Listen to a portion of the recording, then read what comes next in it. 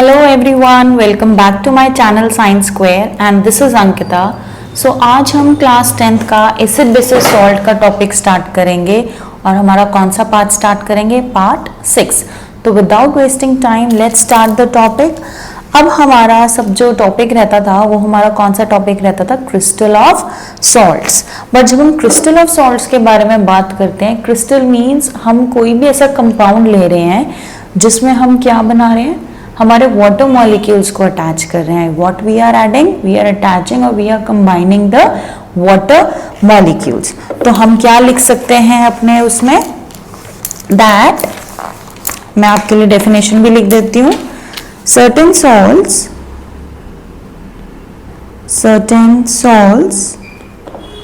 of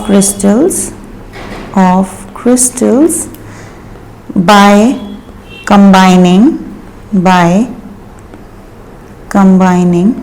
with a definite proportion, कि हम क्या कर रहे हैं, कंबाइन कर रहे हैं हमारे जो क्रिस्टल्स हैं उनको एक डेफिनेट प्रोपोर्शन में, किसके साथ, विथ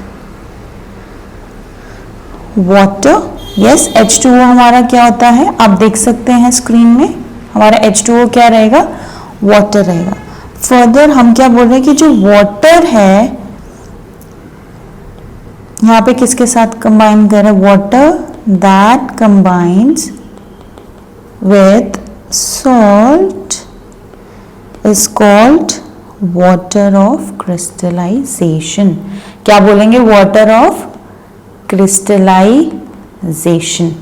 तो आपको याद रखना है कि इसमें हम वाटर ऑफ क्रिस्टलाइजेशन क्या कहेंगे। आप कोई भी एग्जांपल ले लो, जैसे आपका सोडियम क्लोराइड का सॉल्ट है, कॉमन सॉल्ट है, वो भी क्या है, हमारा वाटर ऑफ क्रिस्टलाइजेशन प्रोसेस की वजह से ही बनता है। यस, और अगर आप उन्हें हीट करेंगे तो उसमें जो वाटर है, हाइड्रेटेड मॉलिक्यूल्स है, वो फिर से लूज आउट हो जाएगा। और अगर हम उनमें फिर से क्या करेंगे, दोबारा से वाटर ऐड करेंगे through the process of water of crystallization, तो वो वापस से क्रिस्टल का फॉर्म ले लेगा। तो आप स्क्रीन में देख सकते हैं कि यहाँ पे मैंने आपकी डेफिनेशन लिखी है, तो आपको पता होना चाहिए कि आपका वाटर ऑफ क्रिस्टलाइजेशन क्या है। अगर हम बात करें एग्जाम्पल्स की, तो आप बेटा जी आप एग्जाम्पल्स कोई भी ले सकते हैं। आप कॉमन सॉल्ट ले लो, राइट, आप you can take the example of common salt NaCl।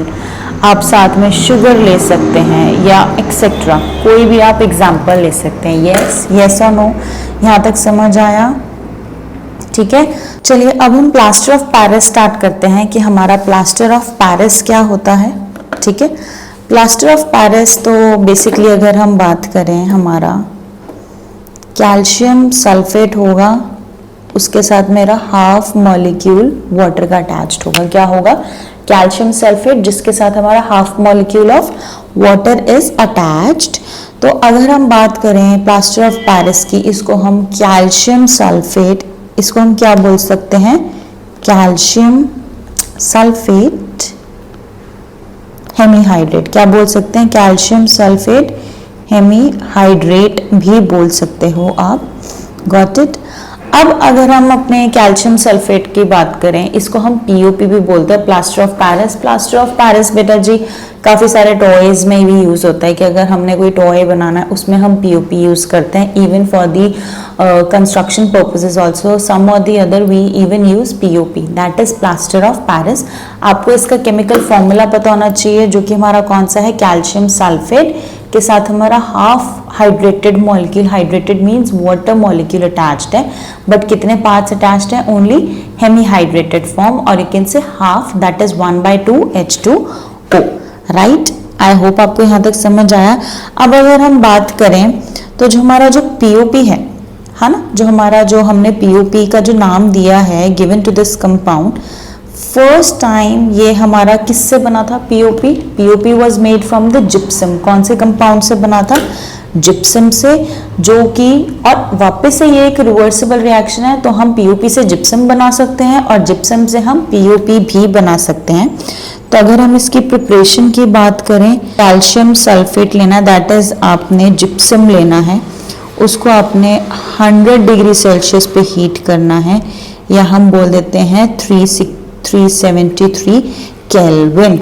Okay, तो वो calcium sulphate dot half H2O बनाएगा, साथ में जो 1.5 पार्ट बच गया हमारा, that is 1.5 parts of the water molecule is left, right. ठीक है, तो वो हमारा H2O निकल जाएगा। Understood, I hope you have got it. अब मैं आपके लिए एक नोट भी लिख देती हूँ कि जो टेम्परेचर है इज हियर, आप लिख सकते हैं साथ के साथ, मैं पहले लिख देती हूँ, then I will explain. The temperature is not allowed to rise beyond 100 degrees Celsius, otherwise whole of water lost producing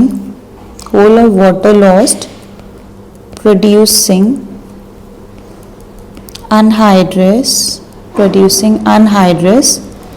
calcium sulfate, which is called dead burnt plaster। क्या बोलते हैं? dead burnt plaster, right? Unlike POP, it does not have the property to set after mixing with water। अब अगर हम बात करें हमारे POP में, इसमें जो नोट आपको हमने क्या दिया है कि जो टेम्परेचर है वो 100 डिग्री सेल्सियस के बाद हम उसको राइज नहीं होने देते, नहीं तो जितना भी उसमें जो वाटर प्रोड्यूस है वो सारा का सारा वेपराइज हो जाएगा। तो वाटर अगर लूज आउट हो गया तो उसको हम क्या बोलेंगे, हमारा डेड बर्न्ड प्लास्टर बोलेंगे। क्या बोलेंगे? Dead burned plaster. Plus unlike POP, इसमें कोई भी प्रॉपर्टी नहीं होती कि भाई इसको हम वाटर के साथ मिक्स करेंगे तो ये वापस रीगेन कर लेगा। तो what we say, unlike POP it does not have the property to set after mixing with water. ठीक है, तो अगर हम उसको वाटर के साथ मिक्स करेंगे तो सेम प्रॉपर्टी बेयर नहीं करेगा। फर्दर बेटा आपको पता होना चाहिए कि अगर हम पीओपी की बात कर रहे हैं, वो एक वाइट कलर का पाउडर है। कैसा पाउडर है? It is a white coloured powder. तो आपको पता होना चाहिए कि जो हमारा पीओपी है उसका पाउडर का कलर कैसा है? वाइट कलर का पाउडर है। फर्दर हम इवन, आप देखो मैंने आपको एक ये रिएक्शन बताई है तो इरिवर्सिबल है। तो हमने क्या बनाया था? पहले तो जिप्सम से पीओपी बनाया था, राइट? तो वैसे ही हम पीओपी से भी जिप्सम बना सकते हैं। क्या बना सकते हैं? जिप्सम। Got it? तो ये आपको पता होना चाहिए कि जिप्सम से पीओपी बन सकता है और पीओपी से भी जिप्सम बन सकता है। नाउ अगर हम यूजेस की बात करें तो यूजेस क्या होगा? एक तो मेडिकल इंडस्ट्री में यूज होता है, जैसे किसी भी बच्चे का हैंड जो है वो फ्रैक्चर हो गया है, ठीक है, तो उसको बाइंडिंग के लिए हम पीओपी यूज करते हैं। ठीक है, फ्रैक्चर्स को सेट करने के लिए जो भी है, अगर बोन है कहीं से क्रैक हुई है तो उसको सेट करने के लिए what we are using POP. तो फर्स्ट हम क्या लिख सकते हैं? It is used in medical industry, right? तो आप बता सकते हैं ये कहाँ पर यूज होता है? मेडिकल इंडस्ट्री में यूज होता है। फिर टॉयज में यूज हो सकता है। आप लिख सकते हो किस में यूज होता है ये? In making toys, right? Castes बनाने के लिए, स्टैचूज के लिए, ठीक है, स्टैचूज को बनाने में यूज हो सकता है। Even we can make jewellery also for POP. Third, हम चॉक्स बना सकते हैं। तो मैं सिंपल चॉक वर्ड यूज कर रही हूँ, तो हम क्या कर रहे हैं? हम इसको चॉक्स बनाने में हेल्प करते हैं, राइट? फिर उसके बाद हम अगर बात करेंगे तो मेकिंग फायर प्रूफ मटेरियल। आपकी बेटा एनसीईआरटी में इतने ज़्यादा यूजेस नहीं हैं, तो आपको पता होना चाहिए। मैंने यहाँ पे आपके 4 यूजेस लिखे हैं कि भाई ये फायर प्रूफ मटेरियल बनाने में भी मदद करते हैं। यस, फर्दर आप एक और यूज लिख सकते हैं, डेकोरेटिव डिजाइन। जैसे सीलिंग्स वगैरह पे आपने वॉल्स पे देखा है फॉल सीलिंग होती है, तो वो भी हमारी किससे बनी होती है? पीओपी से। सो मैं डिजाइनिंग के लिए designing word I am using है, ठीक है। लाइक सीलिंग हो गया, हमारे पिलर्स हो गए, आप कोई भी लिख सकते हैं। Got it? आई होप आपको यहाँ तक समझ आया होगा। अगर आपको कोई भी क्वेरी है तो आप कमेंट सेक्शन में अपनी क्वेरीज जनरेट कर सकते हैं, ताकि मुझे भी पता लगता रहे कि आपको कौन से टॉपिक में कैसा डाउट है, ताकि हम आगे उसको क्लियर कर सकें। ठीक है, यहाँ तक आई होप आपको समझ आ गया होगा। ऑलराइट, तो ये तो था हमारे क्लास 10th का जो एसिड बेसिस सॉल्ट था, हमारा छोटा सा ही टॉपिक रहता था। तो this was the ending of the topic. अब हम अपने नेक्स्ट क्लास में कुछ क्वेश्चन आंसर्स डिस्कस करेंगे जो कि बोर्ड पॉइंट ऑफ व्यू से बहुत ज़्यादा इंपॉर्टेंट है।